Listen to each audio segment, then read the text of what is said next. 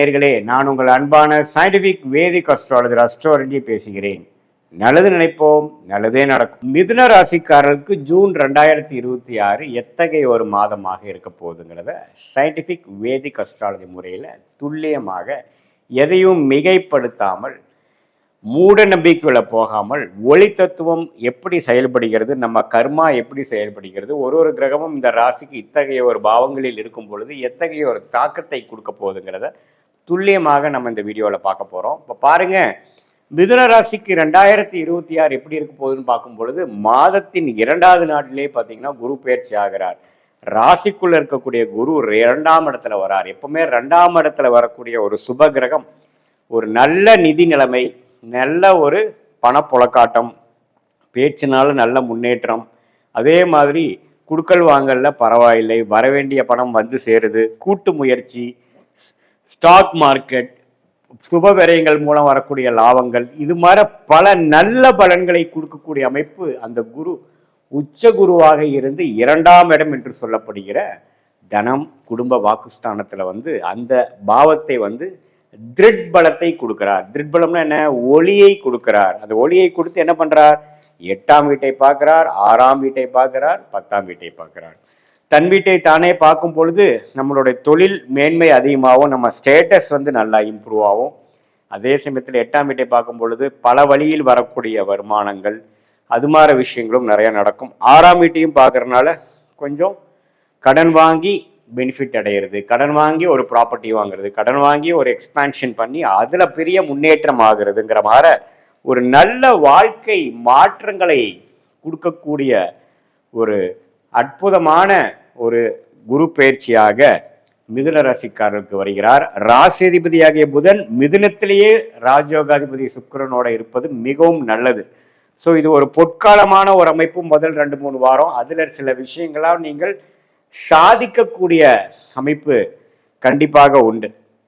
So இப்படி இருக்கக்கூடிய அமைப்புனால மிதுன ராசிக்காரர்களுக்கு சில நம்ம எதிர்பார்க்கக்கூடிய விஷயங்கள்லாம் சாதிக்கக்கூடிய அமைப்பு, நல்ல லக்கியா சில விஷயங்கள் நடந்து விட்டதுங்கிற மாதிரி அமைப்பு, ஒரு திடீர்னு ஒரு நல்ல ரெகக்னிஷன், நல்ல ஒரு மாற்றம், நல்ல ஒரு ப்ரொமோஷன், நல்ல ஒரு பல நாள் எதிர்பார்க்கக்கூடிய விஷயங்கள் நடந்து இருந்தது அப்படிங்கிற மாதிரி ஒரு விஷயங்கள், வெளிநாடு வெளிமாநிலம்லாம் போகக்கூடிய அமைப்புகள், திடீர்னு சில மாற்றங்கள் மூலமாக ஒரு பிளசன்ட் சர்ப்ரைஸ் நடக்கக்கூடிய அமைப்புகள்லாம் உண்டு.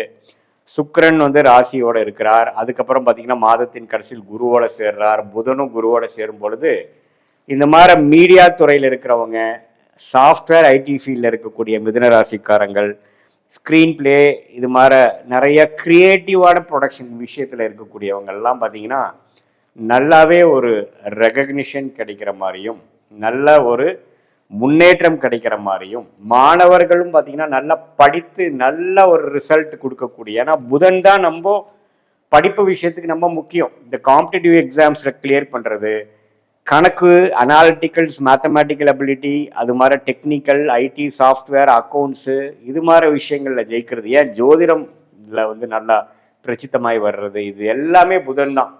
ஸோ புதன்கிற கிரகம் நல்ல ஒரு அமைப்பாக இருக்கிறனால ஒரு நல்லாவே நீங்கள் ஜெயிக்கக்கூடிய அந்த அமைப்பு, பண வரவுகள் நல்லா இருக்கும், கடன்கள் அடையும், நல்லாவே வாழ்க்கையில் ஜெயிக்கக்கூடிய அமைப்புகள் எல்லாமே கொடுக்கக்கூடிய தருணமாக இருக்கிறனால இது ஒரு கோல்டன் டைமாக மிதுன ராசிக்காரர்களுக்கு முதல் 3 வாரம் இருக்குது.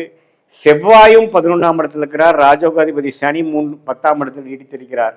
ஸோ இது எல்லாமே அடுத்து வரக்கூடிய 7-8 மாதத்துக்கு வேணுங்கிற ஒரு நல்ல ஒரு ஃபவுண்டேஷனை கொடுக்கக்கூடிய, நல்ல ஒரு அடித்தளத்தை கொடுக்கக்கூடிய அமைப்பாக இருக்கும். ஸோ நிறையா பிஸ்னஸ்மேன், வியாபாரிகள், தொழிலதிபர்கள்லாம் பார்த்தீங்கன்னா எக்ஸ்பான்ஷன் போகிறதுக்கு வாய்ப்பு இருக்குது. இம்போர்ட் எக்ஸ்போர்ட் தொழில் இருக்கிறவங்களுக்கு நல்ல ரிசல்ட்டு, புதுசாக தொழில் ஆரம்பிக்கிறவங்களுக்கு நல்ல பிரேக் த்ரூ, அது மாதிரி விஷயங்கள் இருக்குது. வெளிநாடு போய் படிக்கணும்னு எதிர்பார்க்கக்கூடியவர்களுக்கு அட்மிஷன் கிடைக்கிறது, விசா கிடைக்கிறது, அதுக்கு வேணுங்கிற எஜுகேஷன் லோன் கிடைக்கிறது. இது மாதிரி எல்லா விஷயங்களும் நம்ம எதிர்பார்த்த கடந்த ஒரு 8 மாதமாக 6 மாதமாக 1 இயராக நாம் எண்ணங்கள் தான் இருந்ததை ஒழிய, திட்டங்கள் தான் தீட்டிட்டு இருந்தமே ஒழிய செயல்படுத்த முடியல அப்படிங்கிற மாதிரி விஷயங்களாம் டக்கு டக்குன்னு நடக்கக்கூடிய ஒரு அருமையான தருணமாக இந்த மிதுன ராசிக்காரர்களுக்கு ஜூன் 2026 குருவின் மாற்றமும் பயிற்சியும், ராசி அதிபதியாகிய புதனோட சஞ்சாரமும், ராஜோக அதிபதியாகிய சுக்கிரனின் சஞ்சாரமும், லாபஸ்தானாதிபதியாகிய செவ்வாயின் அமைப்பும் இது எல்லாமே அதை ஊர்ஜிதப்படுத்துது. கடகராசிக்காரர்களுக்கு ஜூன் 2026 எத்தகைய ஒரு மாதமாக, பலாபலன்கள் நிறைந்த மாதமாக இருக்க போகுதுங்கிறது சயின்டிஃபிக் வேதிக் அஸ்ட்ராலஜி முறையில் எதையும் மிகைப்படுத்தாமல் உள்ளது உள்ளவாறு, மூட நம்பிக்கையில் போகாமல், பரிகாரங்கள் அது மாதிரி விஷயத்துக்கெல்லாம் போகாமல், ஒரு கிரகங்கள் ஒரு இடத்துல இருக்கும் பொழுது அந்த ராசிக்கு எந்த ஒரு தாக்கத்தை கொடுக்குது, ஒரு பாவத்தை விட்டு இன்னொரு பாவம், ஒரு ராசி விட்டு ஒரு ராசி மாறும் பொழுது எது மாற வாழ்க்கை பயணம் நமக்கு மாறப்போகுது, வாழ்க்கை சம்பவங்கள் எப்படி நமக்கு மாற்றி அமைக்க போகுதுங்கிறது, கர்மாவின் அடிப்படையில் கிரகத்தின் சஞ்சாரங்கள் எப்படி கொடுக்கறதுங்கிறது சயின்டிஃபிக் வேதிக் அஸ்ட்ராலஜி முறையில் நாம பார்க்க போறோம். இப்ப பாருங்க, கடகராசிக்கு 2026 எப்படி இருக்குன்னா, மாதம் பிறக்கும் பொழுதே, ஜூன் மாதம் பிறக்கும் பொழுதே கடகத்துல குரு உச்சம் அடைகிறார். ஸோ ராசிக்குள்ள குரு வருவது மிகவும் நல்லது. இதுவரை 12ஆம் இடத்தில் இருந்து, விரயஸ்தானத்தில் இருந்து 6ஆம் இடம் என்று சொல்லப்படுகிற ருணச்சத்ரு பாவத்தை பார்த்து கொண்டிருந்து கடன், வம்பு வழக்குகள், உடல்நல கோளாறுகள், நிறைய செலவு, கண்ட்ரோல் பண்ண முடியாத மாற விரயங்கள் போய் கொண்டிருந்த கடகராசிக்காரர்களுக்கு ராசிக்குள்ள குரு வரும் பொழுது முதல் மைண்டு கிளியர் ஆகும். நம்ம என்ன பண்ணிட்டு இருக்கோம், எது மாற குறைகள் நிறைந்ததான ஒரு அமைப்பாக நம்ம இருக்கிறோங்கிறது முதல் தெரியும். தேவையற்ற செலவுகளை குறைப்போம், தேவையற்ற செயல்பாடுகளை குறைப்போம்.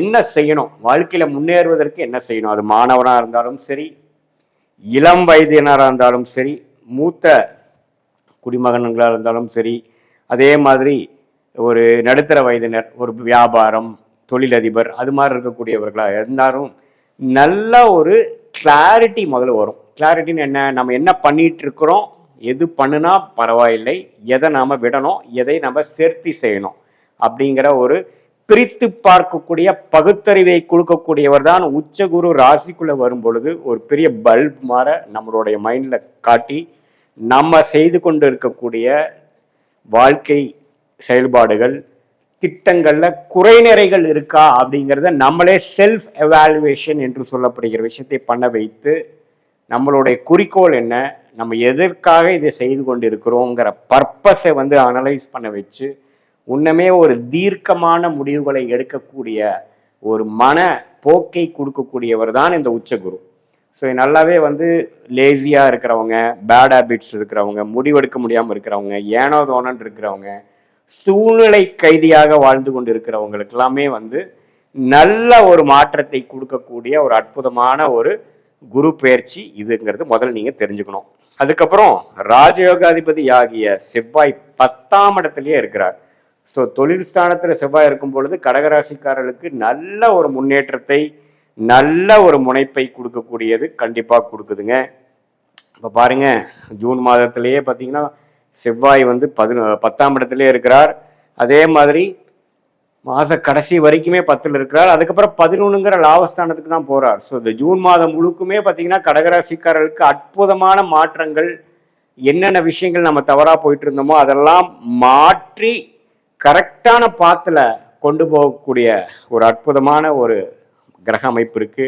11ஆம் இடத்துல ஆட்சி பலம் பெற்ற சுக்கிரன் இருக்கார், 12ல் புதன் இருக்கார், சூரியன், இது எல்லாமே ஓரளவுக்கு நல்ல அமைப்புகள் தான்.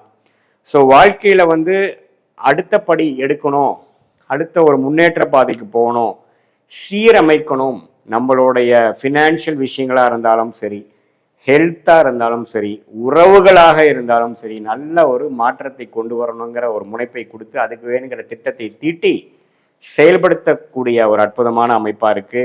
குரு ராசிக்கு 7ஆம் இடத்தை பார்க்கறதுனால நிறைய பேத்துக்கு திருமண தடைகள் இருக்கிறவங்களுக்குலாம் டக்குன்னு திருமணம் அமையக்கூடிய அமைப்புகள் இருக்கு. காதல் அழைத்து திருமணம் பண்ண முடியாத இருக்கிறவங்களுக்கு காதல் திருமணம் அமையக்கூடிய அமைப்புகள் உண்டு. வண்டி, வீடு, இது மாதிரி விஷயத்துல வாங்கணும்னு 2 வருஷமா இருக்கிறவங்களுக்கு டக்குன்னு நம்ம ஒரு அமைப்பு அமைச்சிட்டு இப்போ கொஞ்சம் நம்ம டீசெண்டா சொசைட்டில கொஞ்சம் அந்தஸ்தா வாழக்கூடிய அமைப்பு கொடுக்குற மாதிரி இருக்குது. அப்படிங்கிற மாதிரிலாம் ஒரு நல்ல அமைப்புகளை நோக்கி போகக்கூடிய ஒரு அமைப்பு கொடுக்குதுங்க. 5ஆம் வீட்டை குரு பார்க்கிறார், 7ஐ பார்க்கிறார், அதே சமயத்தில் 9ஐ பார்க்கிறார். 9ங்கிற பாக்கியஸ்தானத்தை எப்போ தன் வீட்டை தானே பார்க்கும் பொழுது தகப்பனார் வழியில வரக்கூடிய அமைப்புகள், அவங்க மூலமா வரக்கூடிய சொத்துக்கள், அவங்களோட ஆசீர்வாதம் எல்லாமே நமக்கு கிடைக்கக்கூடிய அமைப்பு இருக்கு. கடன் கடந்த 1 வருஷமா 2 வருஷமா கொஞ்சம் விளையாட்டுத்தனமா பண்ணது, கடனே அடைக்க முடியாமல் இருக்கிறதெல்லாம் கடன் அடைப்பதற்கு வேணுங்கிற யுக்திகளாம் நாமளே பண்ணி நம்ம அதை பண்ணுவோம். நல்ல முன்னேற்றங்கள் உண்டு.